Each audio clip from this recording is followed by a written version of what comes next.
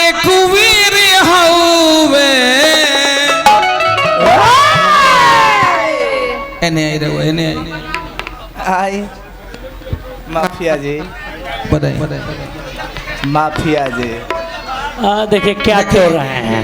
ए हो एगो भाई हवे सही बताए मेरे शादी हो गया है बाल बच्चा सब हैं?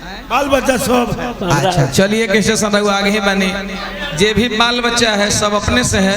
अरे उल्टा लाई वो तो हम नहीं जान सकते। सही बात बतैली है रउआ कितना नीमन बात बताओ कि हमको मालूम नहीं है क्यों मेरा है कि तेरा है। बिल्कुल सही जवाब सही जवाब दिए हैं। वो अधिकार महतारी के हम महतारिये जाने लेकिन लड़का के कर हो भगवान करी के रउआ के जोइया बेटा हो खे वो 3 मुड़ी वाला आ यदि ना होई त कहत बेरा हमरा कहे रामचौरा में जाकर भगवान से रउआ खातिर प्रार्थना करम दोसर बात मत सोचे। ना रउआ के हम पूर्व गाना वाला ना बोलैली रउआ के हेला बोलैली हम कि पैट उल्टा है कि सिंदूर से रउओ शादी कइले हुए भगवान कृपा से रउओ के जना मौगी मिलल हो कहन के ज्यादा हमरो भतारे मिलल बा ऐसे कहे वाला कहे सिनुरा सब करे एने तने हाथ पकड़ लाइन कर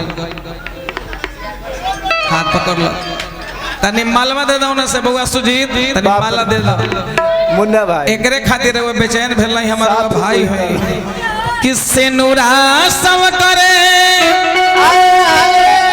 अरे एक वीर हवे देखी सबके जयमाला होला सबके सिंदूरदान होला कोनो के भातार पियकर मिल जाला कोनो के भातार सरे मिल जाला पियकर से 2-3 आदमी तंग रहेला के रात में पियकर के घर में चोरी ना हो सकेला वो कैसे ऐसे माल मार के वहां के बिछाना पर सुधा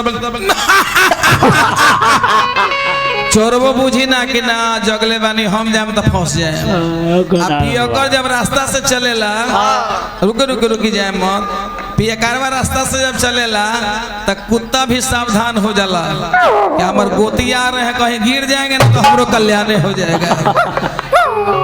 तो सिंदूर से विवाह होला कि सिनुरा सब करे अरे एक वीर हवे अहै सजाना माया लगा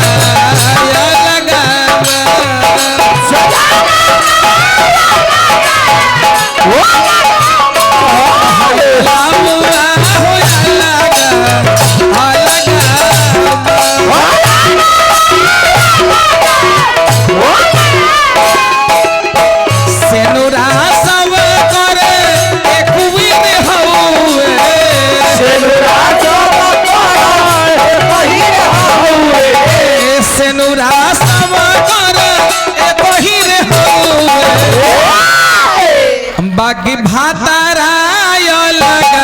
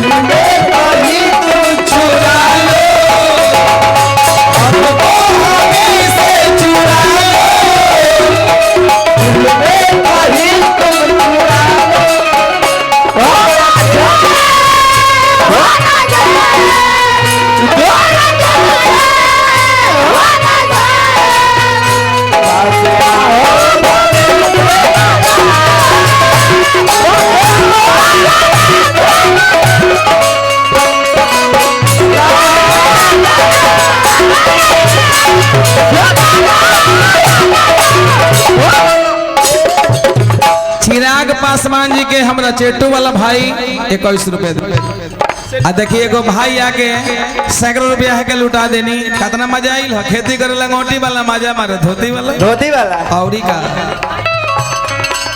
केहू बसे नगर केहू बसे टोला सब कर विवाह यही से नूरे से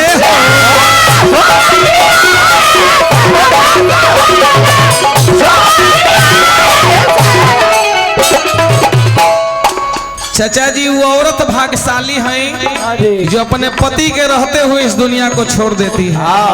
वो भाग्यशाली हो। विवाह से नूरे से होला। लेकिन सुनिए कर आगे के लाइन कितना बढ़िया बा। केहू बसे नगर केहू बसे टोला सब कर बियाह लाल सिंदूरे से।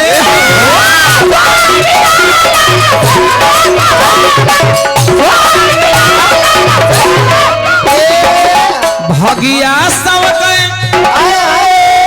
अरे एक ही रे हौवे भगिया सब एक ही रे हौवे। भाग ब्रह्मा जी लिख के भेजते हैं लेकिन एगो चीज बराबर ना हो। भगिया सब करे अरे एक ही रे हौवे बाकी करामा माया लगा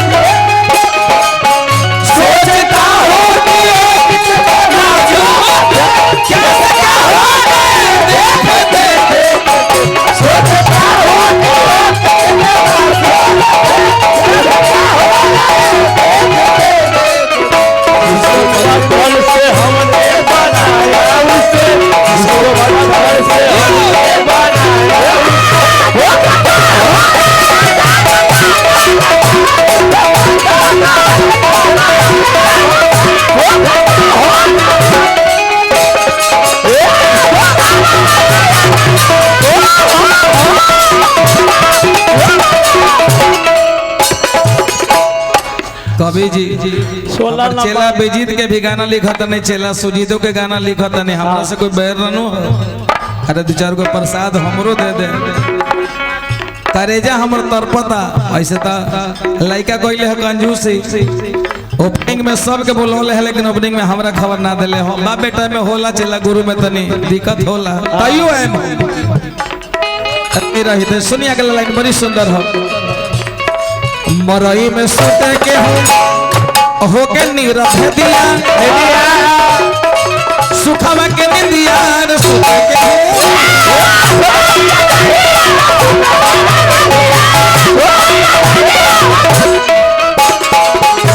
भगवान जकरा जैसन देले बा। कोई मरई में सुतता तो कोई 5 तल्ला मकान में सुतता कोई एसी पर सुतता तो कोनो बिना एसी के सुतता कोनो भाई चटाइयों पर बोरा पर काम चलावता।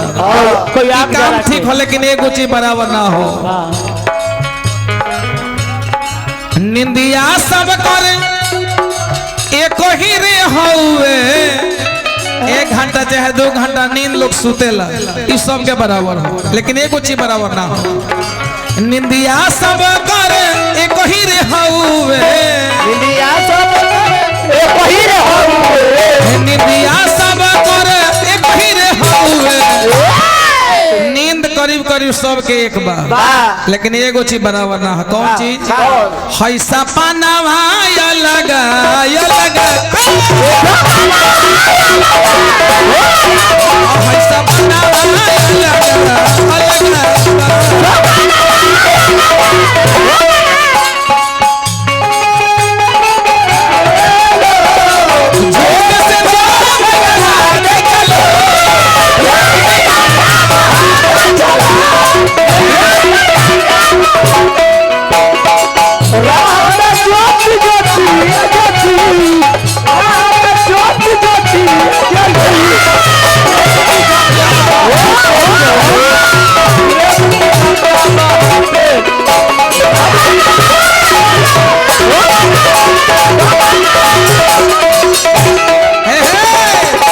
गीत के अंतिम लाइन बा। अरे कहल बेला शंकर दुनिया के मेला एक दिन कवि जी जाए अकेला।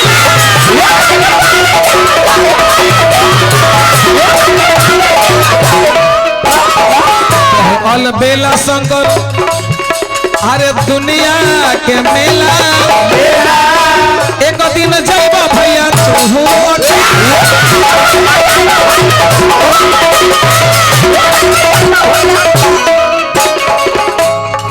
देहिया सब करे अरे एक ही रे हौवे शरीर इनको ऐसा बाजे ऐसा हमर बा मोट पातर हलक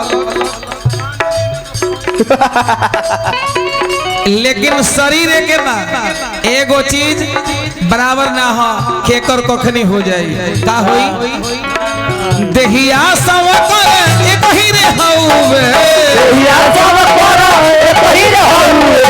देहिया सब करे एक ही रे हौवे जौना औरत से रहुआ शादी करके नहीं है सिंदूरदान करके कोई जरूरी ना कि अगर रात में रहुआ का प्राण छुट्टी तो औरतियों के रात में छुट्टी रहुआ का रात में छुट्टी तो हो सकेला कल दोपहर में अगर छुट्टी तो 2 साल के बाद छुट्टी देहिया सब करे अरे हो ये कहीं रे हौवे अरे बाकी पारा नवा यो लगा